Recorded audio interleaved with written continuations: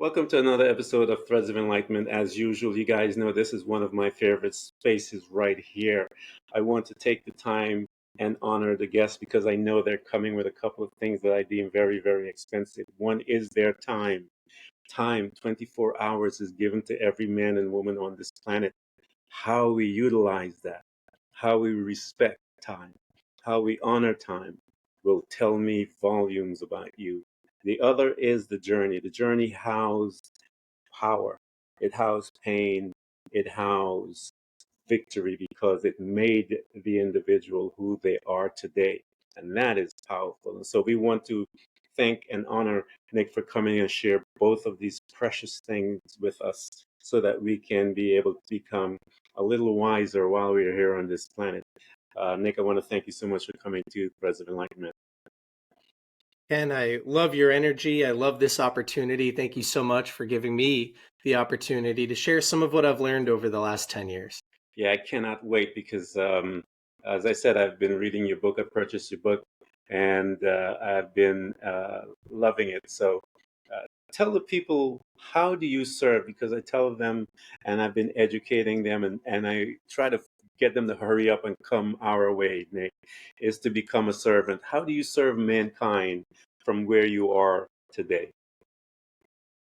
Today, I help people solve problems by recommending books that can do just that. I believe that the right book at the right time can change somebody's life, especially if they implement it correctly, which is another way that I serve people. I teach people how to get the most from the books that they're reading. Yeah.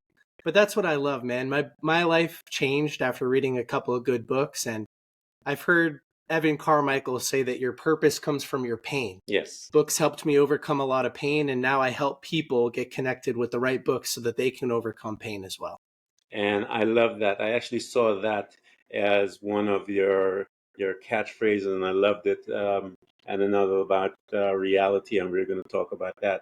But Nick is absolutely right. It's because of a couple of books I am sitting here that propelled me onto my development, if you will. And I, in one particular book, Nick, I remember I didn't even finish reading the book. I read the first couple of chapters, and what I needed was in those first couple of chapters, and it changed my life. I closed the book because I knew what it was there for, because that's why I bought the book. And a few chapters in, I was free from something that I was dealing with for many, many years. So you guys, what Nick says is absolutely true. So Nick, one of our customs here that we do at Threads of Enlightenment, man, is to go back. We want to go back in that time machine that is called life. And we want to tap into your memory and get some information as to the first space by which you are there to reside for a few years. We call it the family home.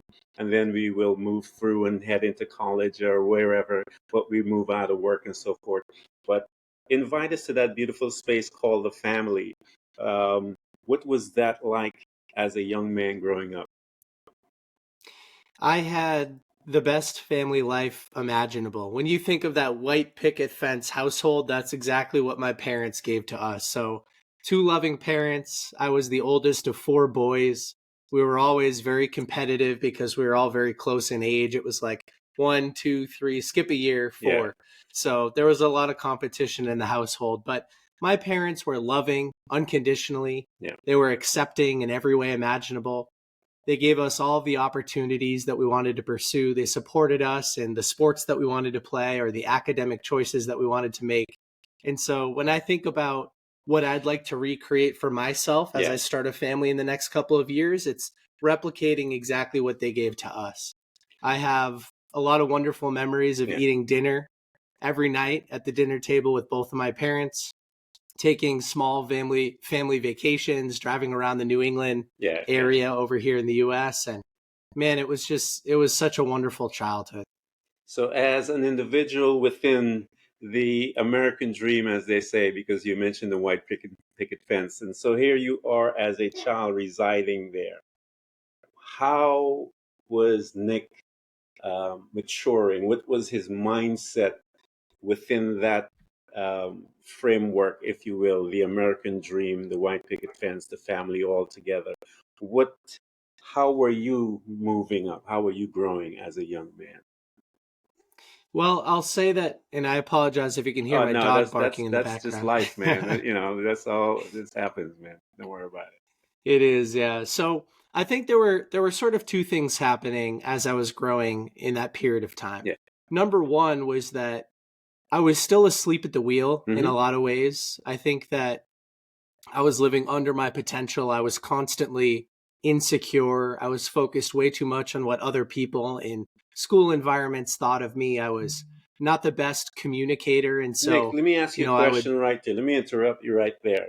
yeah, Where did you pick that up from? Because here is this young man within a family, as far as you're stating, that all is well, and yet you picked up an insecurity. Where did you think that came from?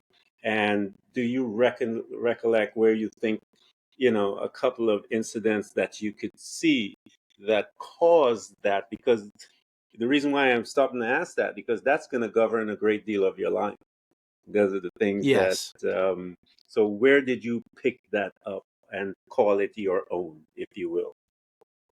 You know what? I think there are two things that are coming to mind that I've spent quite a bit of time thinking about. Yeah, Number one is that my dad grew up in a military household. yeah, And as a result, we sort of grew up in a military household in some way, shape, or form as well. yeah, And one of the things that he didn't enjoy was bad language, people yeah, swearing. yeah, And so when I was really young, I always had to be very conscious of how I was speaking. And I think that awareness of not only what I was saying, but what the people around me were saying, yeah, that heightened sense of awareness yeah, created an elevated pattern recognition software in my brain where yeah, I was always on alert, always analyzing the environment. yeah, And then as a result of that, but also some bad school experiences where I misspeak in front of the class, I yeah, misread something, I get laughed at.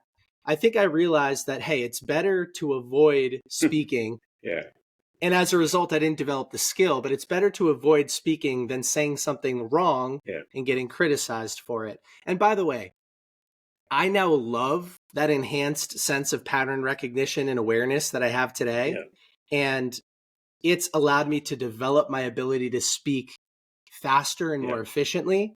But it did cause some problems for me when I was a little younger. So yeah, that's how I think about it. yeah, because it's a tool that you don't know how to use yet. And I tell people Right. all the things that you will use and utilize in your life, you will pick it up on your way, as trivial as you think it is. But when you have matured in the sense that you've gone through your journey, that tool, because of the understanding, the revelation of it, and so forth, you will learn and see that it was a part of you, it's been there, but you now can utilize it in a different format. And that's what all growth is about.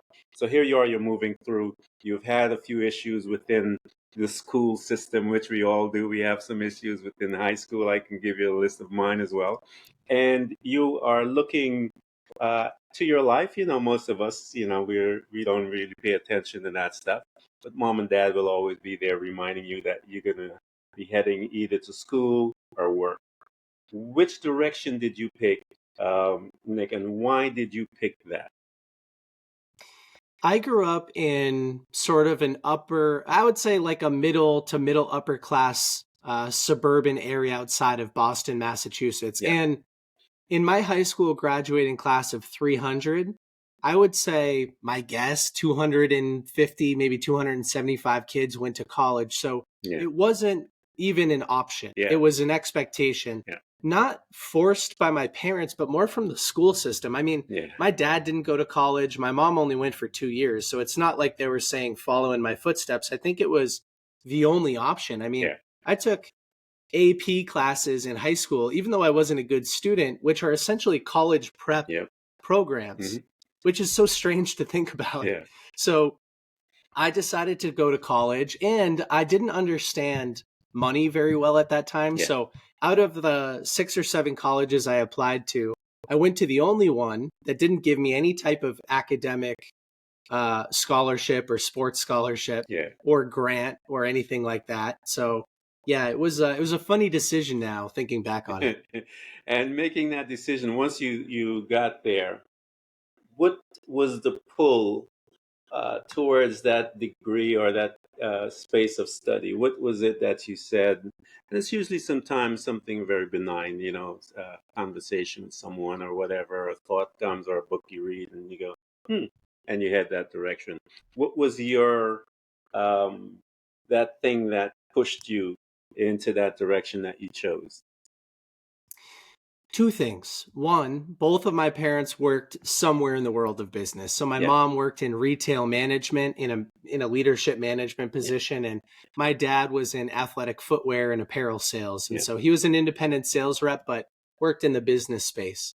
And although I hadn't developed the confidence or the communication or the leadership skills yet, yeah. I knew that I wanted to work in the world of business. So I went in as a business student, somewhat undeclared, Hmm.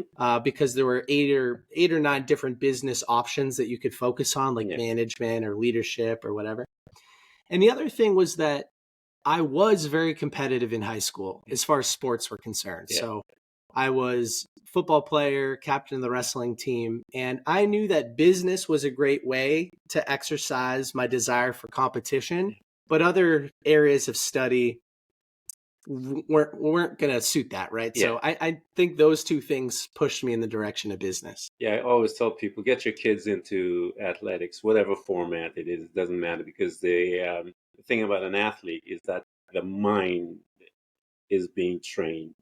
That is the most important thing. That instrument is being pushed by your coach to go beyond the comfort zone.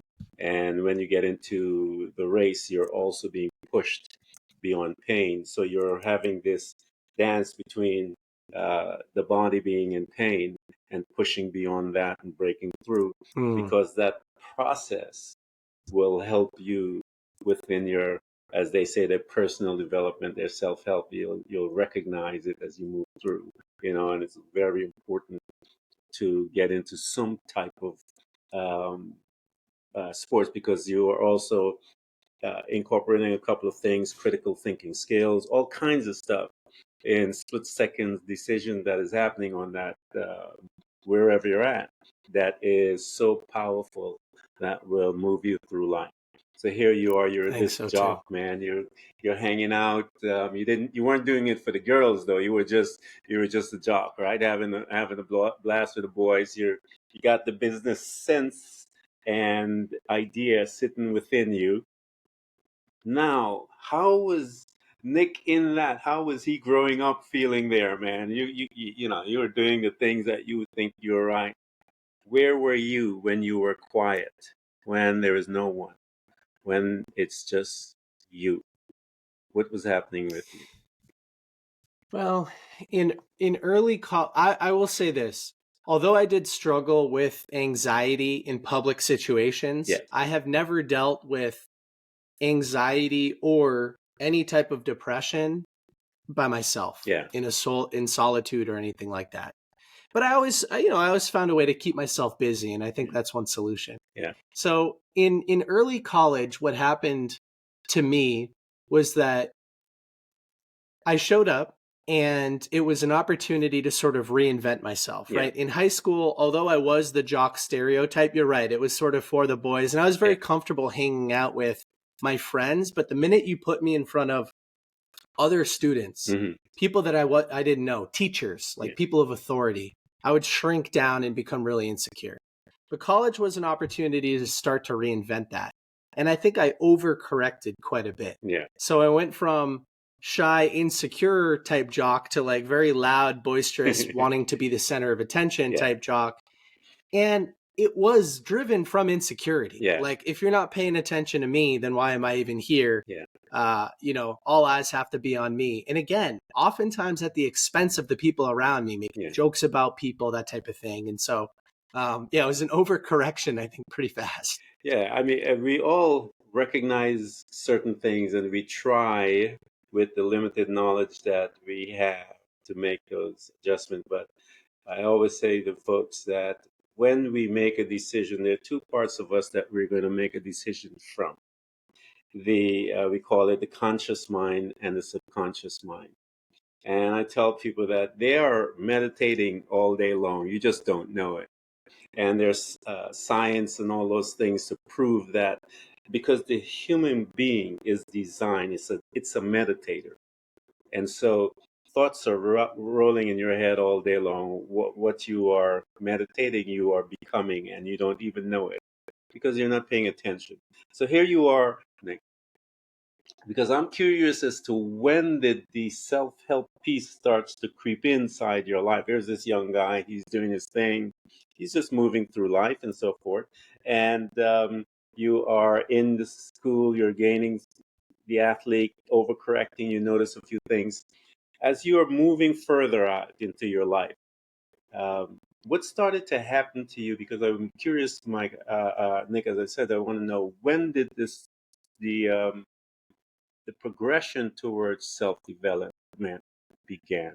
What was that brought that thing to you?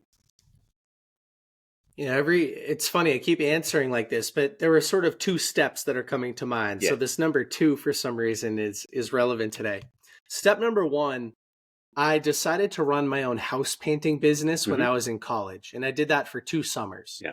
And stepping into that business, I was forced to learn door-to-door sales. I was forced to hire all of my high school friends to paint the house jobs that I sold.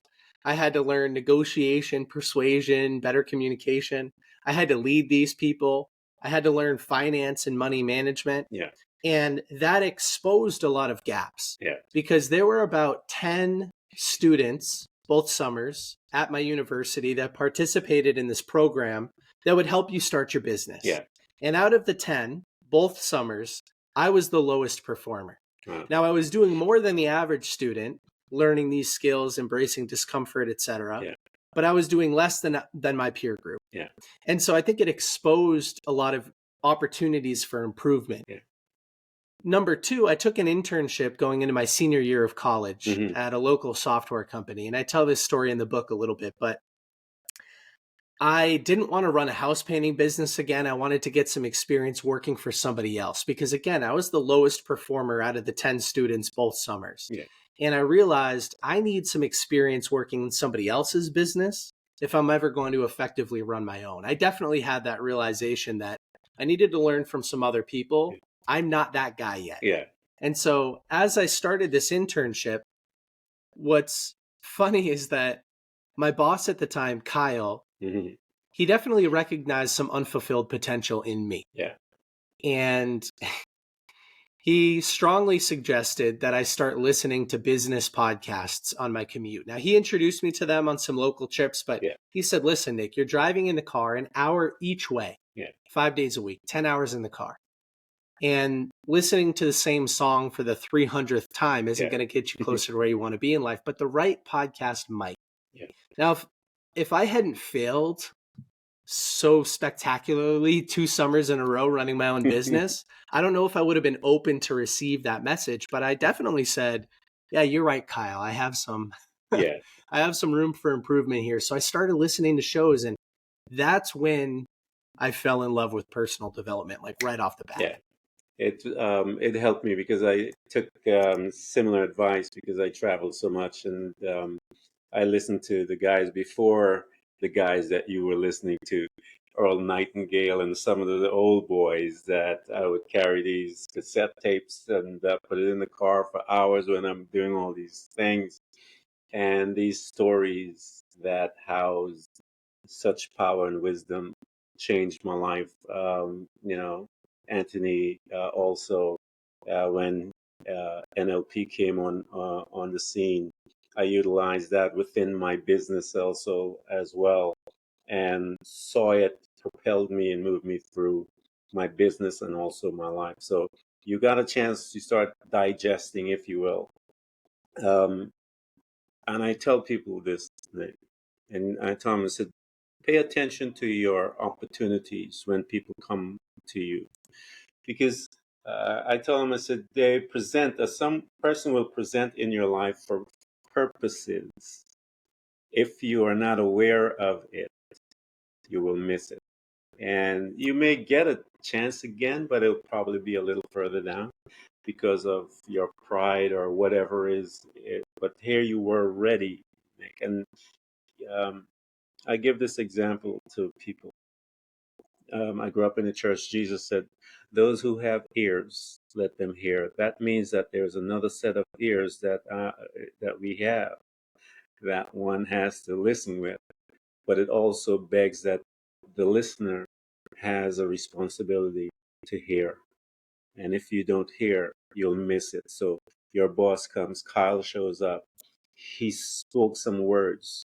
You heard it. You began to act. You're now listening, reprogramming, you're hearing all this stuff coming at you. And I tell them the first step of your personal development is that you will begin to eat and drink all kinds of information. As you're eating, drinking all of this information in your life, what did you notice in you, Nick, as you began to be exposed to all of this coming at you all the time, every hour, every 2 hours, whatever? How did you begin to change? And how did you begin to accept it into your life? Well, I'll tell you what, other than this present moment, Yeah. which I will forever live in, that was my favorite time in life because every single day Yeah. I was infinitely curious. I was downloading from all sorts of places. And there's a great metaphor inside of a book titled The Mastery of Self by Don Miguel Ruiz Yep. Jr. Read it. And Yeah. he talks about being at a party where everybody else is drunk and they're continuing to drink and they're swinging from one end of the emotional spectrum to the other. And you're the only sober person at the party, the only person that's aware. And that's how I felt. Yeah. I felt like this information is accessible to us. You mean that the world's best and brightest in every single discipline that you can imagine condensed decades of their greatest life lessons into days of reading? Yep. And we're choosing not to read these books? Are you kidding me? Yeah. So I started to just consume everything, every problem that I had, every little insecurity or feeling of uneasiness. I just solved it. I figured out there were other people that overcame these things, and it might have taken them 20 or 30 years. And now I can do it in a couple of days. And so I just, it felt amazing. Yeah. It still feels amazing. Yeah. Knowledge that causes expansion of self is intoxicating. And so Yes. I drank it up as much as I could because I wanted to expand. I wanted to see how far can this take me. And as I began to excavate some of those things, as I began to look inside, and you talked about all those problems that you had or situation you had. You talked about the anxiety and stuff like that. What were some of the tools that you brought into your space as you saw them through your knowledge and gaining of knowledge? What were some of those tools, Nick, that you brought in to assist you to now become, as I read, become the masters of our thoughts? How did you begin to, what tools did you bring in and the effect that it had on you? Yeah, that the first two tools that I brought in were gratitude and mindfulness. Yeah.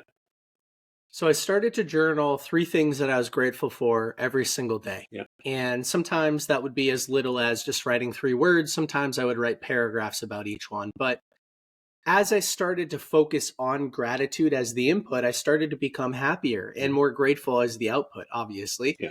And I would start to look for things throughout the day that I could journal about the next day. Like I was trying to find opportunities to be grateful. I was rewiring that neural pathway as we talked about before. It became a default state. And at the same exact time, I was implementing mindfulness practices. Yeah. The primary one was meditation. And so I started to create more distance between an input to my brain and my reaction. I started to become more logical and less emotional. Yeah. I had more processing time. It was as if everything prior to practicing meditation was a default response, most of the time a negative and emotionally reactive one. Yeah. And so all of a sudden, I'm awake. Yeah. I can process and I can choose my reaction through the lens of logic. Yeah. And so those were the first, I think, the two most important tools. And they came as a result of reading, if you want to consider reading a third tool. It is. Those are some of the most powerful ones. And the third that you mentioned was also journaling, because the journaling also helps you to release all of those things that you had stored. Mindful meditation and stuff like that. Meditation, as you stated, Nick, it is one of the most powerful tools known to mankind. When you look into the Vedas and you look into the I Ching and you look into books older than that, you'll see that even the martial arts are where I came from in that space. A lot of the ancients spent their time within that meditation. And what I tell people, the meditation to me is the bridge that one begins to become a designer of your life. You are now vacating the space of the default mindset when one becomes when you're meditating purposely, because I mentioned to you, we're all meditating all day long. Everyone, Nick, has a thought that is just dancing back in there, and it's always based, as you know, on negative thoughts and your feelings and all these kind of dark things that are creating your world, whether they know it or not. But when you begin to meditate and begin to pick which thought you will give permission to bring fruit in your life, you become a designer. You become, as I stated earlier in the onset, you become a creator. So when you begin to create your desired outcome and you began to notice the results, because the results will come just like the other mindset, the default thinkers. When you started to see the purposeness of your design by those tools that you brought in, meditation, journaling, all of the different things, what began to happen to you? And because I could see it, Nick, because I've been through it. So what began to happen to you in you, number one, and outwardly? How did you begin to relate to others as you began to see you and the power that is you? Well, I definitely started to realize there's a universal consciousness that we're all connected. I definitely started to focus more on other people. I'm still not a very sympathetic person. That's still a fault that I'm working on, but I definitely am an empathetic person now. Yeah. I can understand from a logical perspective what other people are going through. And I think that's created a sense of patience. I've become more kind. Yeah.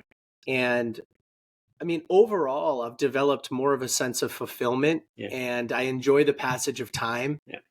I'm focused on being of service to other people, helping them overcome problems.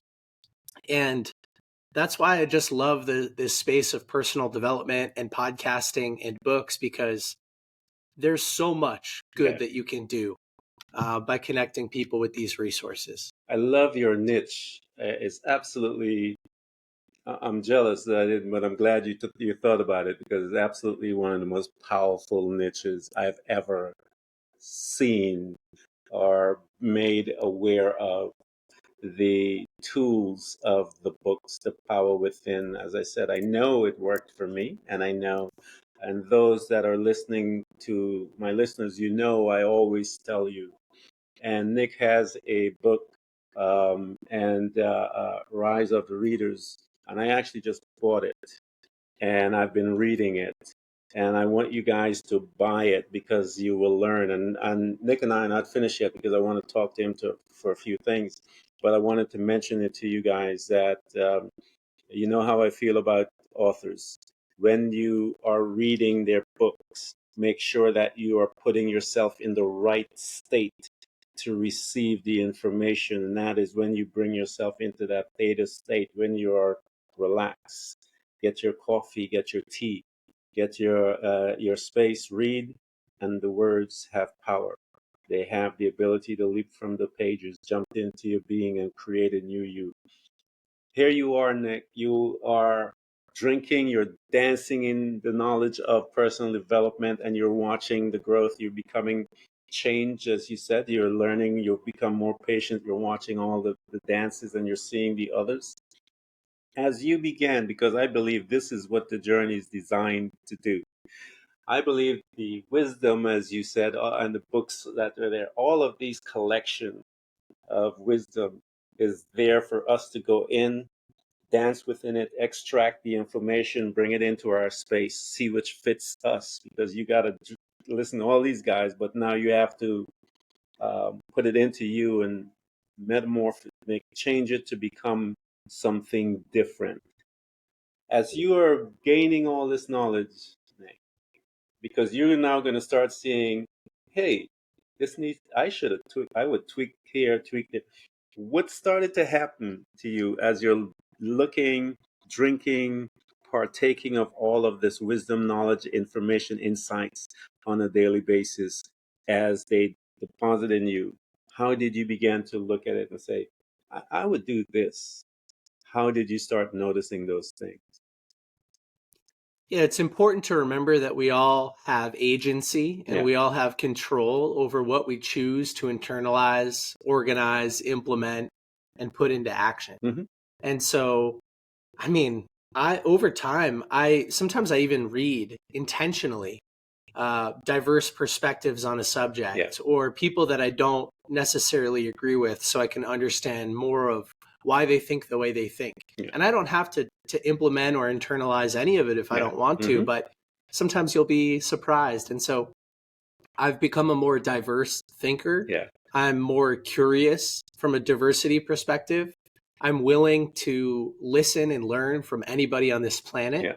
because everybody was born into a different set of circumstances and has experienced different things, far different than me. Yeah. And so I'm curious, I'm empathetic, I want to understand. I'm a student of life. Yeah.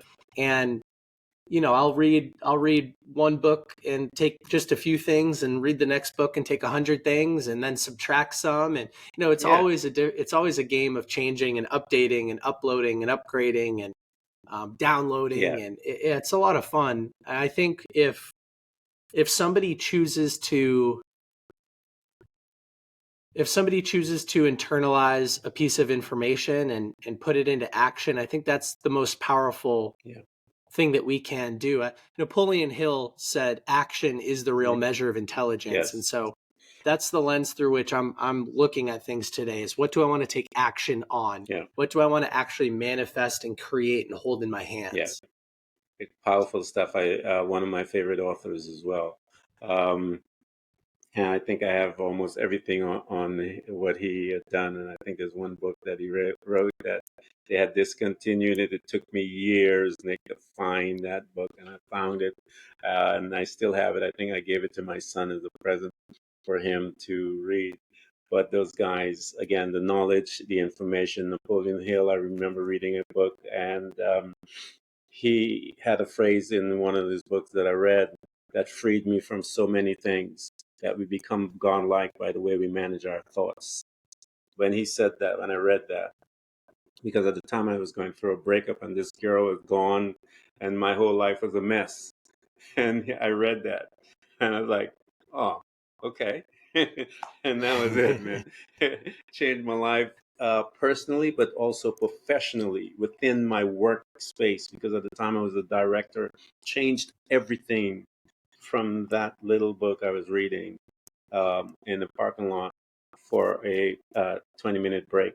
I usually have books in my car that I would just pull up something and read, and read that, and freed me forever. So I'm telling you guys, Nick had mentioned it, and he said it in his thing, is the words are alive.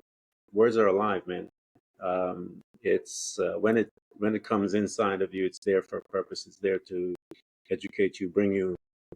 We're talking about freedom, guys. We're talking about freedom. Freedom meaning the ability to find your purpose and become purposeful. This is what life is about. So here you are, man. Nick, you are all of this stuff moving, you're getting up, because I want to know, how did you transition to the book, the podcast, and coming into the way by which you are serving? How did that begin to manifest and give birth within you as you are digesting this, you are regurgitating, you are learning, you are excavating yourself, and then all of that begins to move you forward towards the ultimate prize, as I said, that we get to experience while we're here on the planet, and that is to become a servant. How did it start to motivate you and push you in that direction? I had gone back to school my senior year, right? So that summer going into my senior year, I was reading everything. Yeah. And one of the books that I decided to read that summer was Think and Grow Rich by Napoleon Hill. Yeah. And Napoleon Hill introduces to the reader the concept of a mastermind. Yeah. The idea that if, let's just say, two people are in the same space, focused on the same problem, a third mind sort of gets generated. There's momentum. It's not tangible, but it's there. And so my friend Alec and we started to meet on weekends at school during my senior year. Yeah. And we would go to those classrooms with the whiteboards, and we would draw out entrepreneurship ideas. We wanted to focus on being a mastermind together. And he had also run his own house painting business and did better than me both years. But we both, we kind of, we developed a great friendship. And so as we started to meet on weekends, we realized that businesses solve problems. And so we started to journal about all of the problems that we were facing. It could be the smallest little thing. Maybe there's a solution that other people would find valuable. Yeah. And one of the problems that I brought to the table one week was that I was having a tough time organizing the notes from the books I was reading. I had a tough time answering the same questions over and over and over again. Somebody would say, hey, what was your favorite takeaway from Rich Dad, Poor Dad? And I'd be like, I don't even remember anymore because I'm reading so many books at once. And we decided, let's explore this space a little bit more. So I got together with Alec and another one of my friends, Derek. And although this never came to fruition, we wanted to build a mobile application that could help people organize the notes from the books they're reading and maybe get on a retention pathway, reiterate the information, share books with friends, etc. Now, that never came to fruition, but in anticipation of building the mobile app, I started to share the books I was reading on social media because I knew that when the app came to be, I would have an audience to share it with. And so although the app never came to be, the audience started to grow. And I started to have this community, Bookthinkers, where I was sharing the books I was reading. People were sharing books back with me. They were commenting. I was making friends and getting exposed to all types of new material that I wouldn't have discovered by myself. And eventually, authors started to reach out to me. And they'd say, hey, Nick, I love your book reviews. Can I pay you to review mine? Wow. I thought, well, that's interesting. And that happened over a couple of years, but authors were offering to pay me, and I, as an aspiring business owner who had a full-time job at that same software company now, full-time after school, I followed the clues. Like if people are coming to me and offering to pay me money, well, that means there's other people out there that if I was to knock on their door, I bet they'd be willing to pay too. So I started to explore the world of personal development from an author's perspective. Why is it so hard to promote and market a book? Why aren't authors posting on social media? There are billions of monthly active users on here. They're reading books, yet the authors aren't posting. And that was the introduction to the space. Nowadays, Bookthinkers is an agency. We actually employ about 10 different people. We serve hundreds of authors a year, helping them promote and market their books, mostly behind the scenes, not in front of the community, but we do things behind the scenes in social media and podcasting. But that's how I got into it. It was sort of by accident. It wasn't my original intention, but there was a demand for it. And now I get to work in it full time. I think the designers knew that that's why I don't think that nothing on this planet is circumstance, behavior, decision, outcome. I don't believe that. I believe that the designers knew exactly they put that in you because there was a need for all of that on the other end, and no one was doing it at the time. And here you were, the idea came, and you accepted it, you received it, and you took the assignment because you had gone through, you took the assignment, you saw the need. As I tell people, you have to live as Nika talked about, that mindfulness in living. You have to be present. And I keep telling people, watch who comes in front of you and when situations happen, because there are clues all day long. And the designers are trying to speak to you. You saw it, you listened, you were obedient, you went in, and look what it did as to how many it is serving. And the purpose was bigger, but you did not know. But I believe that the need cause and give birth to you. And I tell people the need will give birth to people who are willing to accept the assignment. So here you are, you accepted it, you saw the clues, and you walked in. And as a result, how did the podcast come? And I think I know how it did, but how did that come out of another child was given birth as a result of that? How did that come out? And when you were making that jump, how did it happen? I started to notice that a lot of my favorite authors were following our book review page, Yeah. Bookthinkers. They were resharing my reviews of their books. They were following, viewing our content. They were commenting. Yeah. And all of a sudden, they became accessible. Yeah. And my friend, Evan Carmichael, who I mentioned before, he encouraged me to start a podcast as a way to get uncomfortable.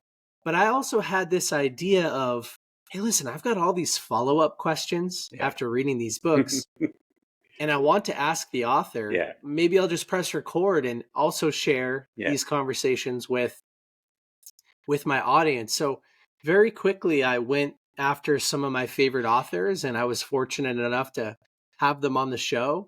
And it's evolved over time. Now the podcast sort of exists as an introduction to an author or a book. Yeah. If you're thinking about maybe reading something and we've interviewed the author, it's a great opportunity to get to know them.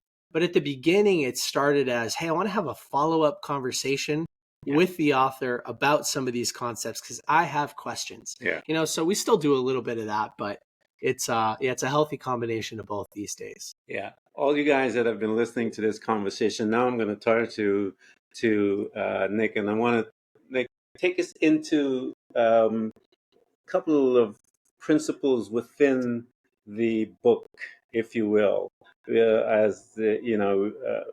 both dealing with marketing and stuff like that, and we know you got to give them a little flavor, a taste of it. Bring them in a little closer, talking about some of the principles that you saw from reading, that you put into that book, that you felt was necessary for the reader to have exposure to, that you saw that did something to you, and that would do something to them as well. Bring us a little closer inside the pages so we can get a little glimpse of that. Well, over the years of building my community, I had received hundreds and hundreds of very similar questions about the reading process, like, hey, Nick, how do I choose the right book to solve this problem? Right. Or how do I take effective notes? What do I do with my notes? Yeah. How do I retain and implement more from the books I'm reading because they go in one ear and out the other? And so I'm of service to everybody. I'm answering every question, but I'm realizing that I'm underserving the same person I'm intending to serve by not having a more full, sort of like resource for them that has everything I do. And so Rise of the Reader, Strategies for Mastering Your Reading Habits and Applying What You Learn, is the result of my effort, my first effort. Yeah. So this book has a bunch of principles that are important. But right in the front, I talk about our potential as human beings, because I want to get people right into the right headspace as they start to learn about how to effectively choose the right books and then implement the information. So I actually have some deathbed visualizations where I ask people to go to their deathbed, and they're not able to take action on their dreams anymore. Deathbed number 2. I did that many, many, many years ago. Yes, deathbed number 2. Yeah, so imagine how much would you be willing to pay to come back to this present moment and spend time with your friends, your family, take action on your goals, and now zap back to that moment. there's kind of that sense of regret, like, oh, I wish I had done more. Yeah. And that was inspired originally by reading The Top 5 Regrets of the Dying by Bronnie Ware. She's an end-of-life palliative care nurse that spends the last couple of days, weeks, maybe months with somebody as they transition out of this lifetime onto the next. And she just realizes so many people have regrets. And so I put those deathbed visualizations in there to get people a little bit more sense of urgency. Yeah. Like, life is finite. We're not going to exist forever. You have to take action on your dreams today. Otherwise, you'll end up regretting not having done more with your life, being of service to more people. So there are some principles like that that I layer right in the front to get the reader into the right headspace. Then I address some of the downsides of the personal development industry, things to be aware of, things to be, kind of like lift the veil off your head, make sure you don't get taken advantage of. And then I dive right into how do we set ourselves up for success when reading and implementing these books. And I'll just share one tip that I have, and I'm surprised more people aren't doing. Reading with intention. Setting an intention for each book that we read. In fact, I love to use the SMART goal framework.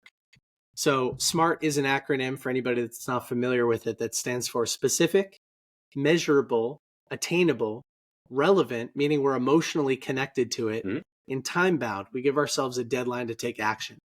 And so if I choose to read a business book, a book like $100 Million Leads by Alex Hormozi that just launched, I don't just open it up and hope that it's going to change my life. I set an intention for the book. I leverage my brain's reticular activating system. I say, here's what I want to filter for. So a good SMART goal for that book might be find and implement at least 2 lead generation mechanisms in my business Bookthinkers by the end of December. So now I take that intention, I write it on the inside cover of the book, and I review it every time I read another chapter so that my brain is filtering for those actions that I can take. I used to read 100 books a year, 52 books a year, right? They were vanity metrics. I was trying to check the box. Now I optimize for action because action is the real measure of intelligence. And that's what creates behavior change. I love what you said earlier too. Words are alive. And so do you want to let all of them in, or do you want to filter for the ones that are going to solve your problems and then internalize those and let them come to life? They are power, life and death. When someone degrades an individual by saying the less than words, it breaks them down. I mean, it goes to even, it tells us that the human being is, I think, 80-some% water, it tells us. And I know that Japanese is slipped my mind right now. The scientist that took water, this molecule, put some words in front of it. Based on the words, the molecules in the water began to respond. Evil, bad words, it changed. Good words, love, all of those different things. They measured it. It's a measurable response that happens in bottles. And if we are bodies and we're X amount of water, it's a measurable response in us. You will know. There are exercises that you can do as a young father, a single dad. Nick, I'll tell you a story with my sons. I have 4 boys, so when you mentioned that, I was like, yeah, I understand all of that. I saw my sons with the how competition and how competitive they are and aggressive and all the stuff. But I had the eldest and the youngest, and my lesson was to educate them on the power of words and the immediate effect of it. I had the eldest stand there, and I told him to put his hands out and say, "I'm a failure. Everything negative." I had him said it, and then I told his little brother to come and push his hand down, and I told his brother to don't let him do it, and he could not stop his younger brother, small. I think he was about maybe about 5 years old, and Jonathan was much older. Couldn't. Joshua would push his hand down, it would hit, and he's like, "I'm trying my best." And I would tell Joshua, "Now, there's this little boy, Nick." I said, "I want you to say, I am strong, I am powerful, I am a mighty man." And I told his elder brothers, "Now I want you to move his hands." He could not do it. and I show them that's how quick words affect the body. And so you be very Yeah, important what you allow in. there's a great book, Power versus Force, Yes. that talks about that same exercise. Yes. And it talks about how you can use that exercise to measure the effectiveness or the validity of books and all sorts of other things, as well as language. It's very powerful. Yeah, that's where I got it from. And so I showed it. I wanted to show them. They were in school, some of those things, and I was trying to educate them about that and what to allow in, all of those different things, because it does affect us to a cellular level, the words. And that's when I said, when we read those words in our books and so forth, and you said a couple of things, all you guys that are listening to us, and I hope you were paying attention, and you know how I feel about becoming hearers, because that is the purpose of these conversations that we're having. It's not just for you to listen to it, but that you would hear some of the things that have been said, the principles, and so that you can apply many of them, so that you can change your life. I want you guys to get his book. I want you to get into. We're going to provide everything for you to get access to Nick, because it is important that you get access to him, because he will be able to help you.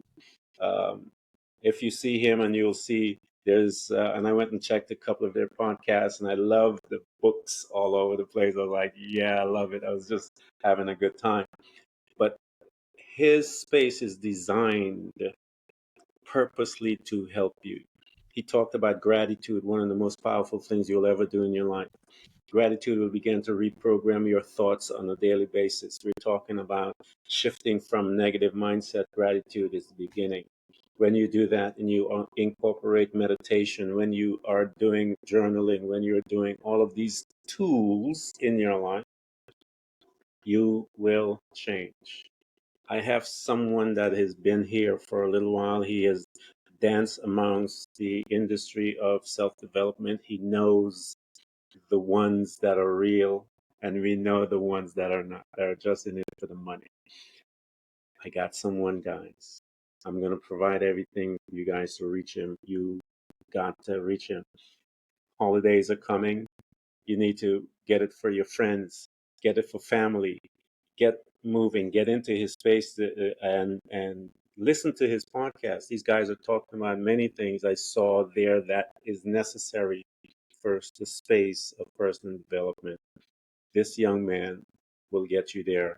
And he said it, the purpose of the way he's doing it is to get you there quicker than anything else. And that's what we want. We want to see you out.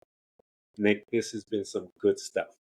I have really been enjoying you guys' podcast, and I'm so glad that you showed up, because I'm going to be listening to you a lot more so that I can learn as well, and become a little wiser, as they say, and a little more grown up as I'm learning about myself, man. But thank you so much for coming to Threads of Enlightenment.